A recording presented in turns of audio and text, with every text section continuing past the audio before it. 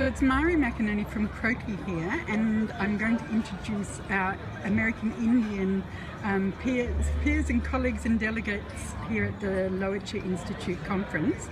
Can you introduce yourselves, please? I'm Michelle Connolly from the Blackfeet Indian Nation from the state of Montana in the United States. And I'm here as a co-chair of the International Group on Indigenous Health Measurement. And I'm Ben Geboe. I'm an enrolled member of the Yankton Sioux tribe of South Dakota with relatives in Standing Rock and all over the prairies in Manitoba, in Canada as well. And I'm a PhD grad student at the McGill School of Social Work in Canada.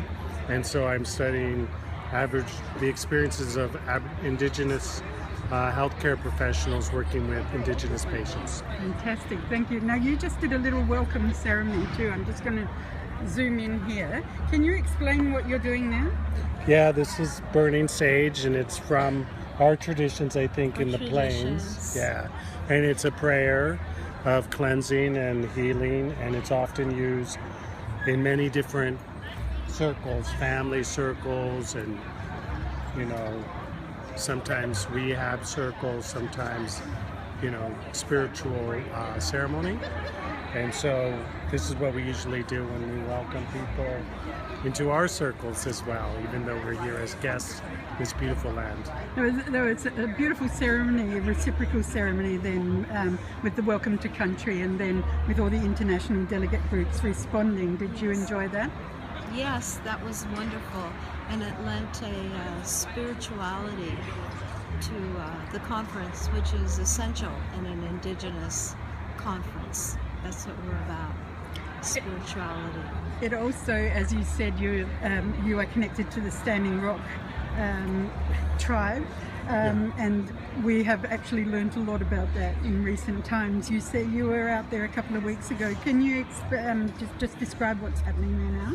Yeah, it's a very confusing time because this was a small community where really there wasn't a lot of attention, and now there's tremendous attention and activity from many different segments of traditional protest movements in the United States, and also Indigenous cultural resistance and spiritual resistance. So it's a very multifaceted place. I'm also the executive director of the American Indian Community House in New York City, and we're sending a caravan out on November 10th. There are 10 community members, Indigenous women, that are going to school in New York from many different nations, native nations, and I think there's even a Blackfoot in there. They're everywhere, good people, and they're going to go out and show support to the native camps that are out there. But it intersects on so many different levels: the environmental, the social justice, the cultural rights, the Indigenous rights, that it's not the human rights. It's many different players from many different sectors that are kind of involved, and I would say it's representative of our struggle as Indigenous people to retain our title. And we fight the same state that also is supposed to take care of us. Tell me, do you think there'll be a political resolution? Will it be a legal one? What will?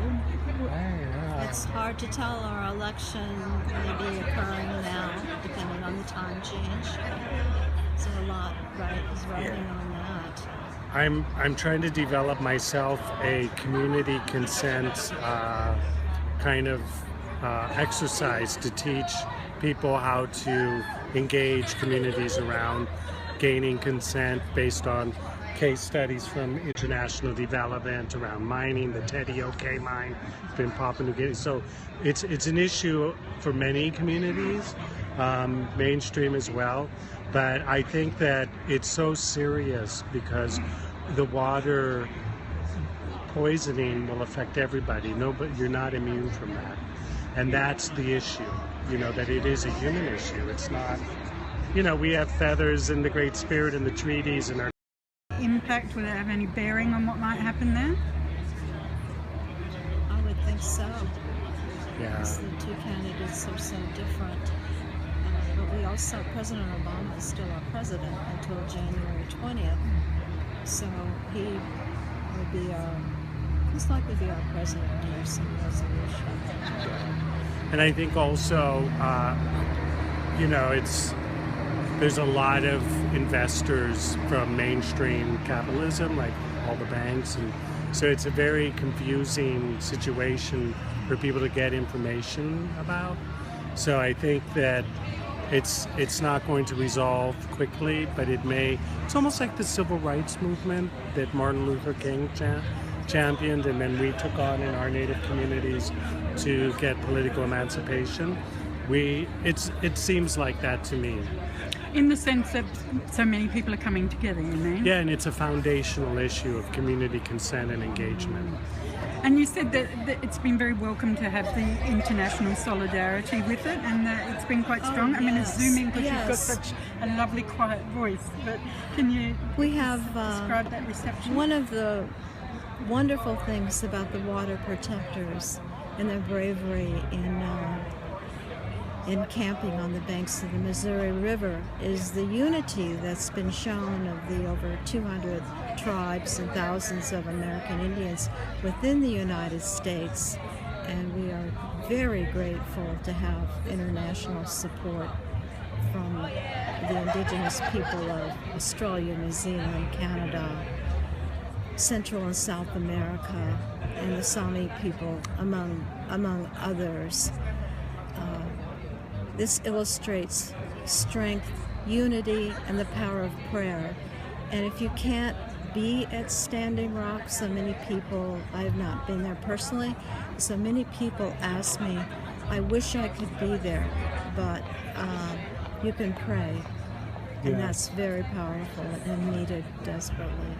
Thank you very much, but you just missed out on a lovely plate of goodies then, because I was filming you.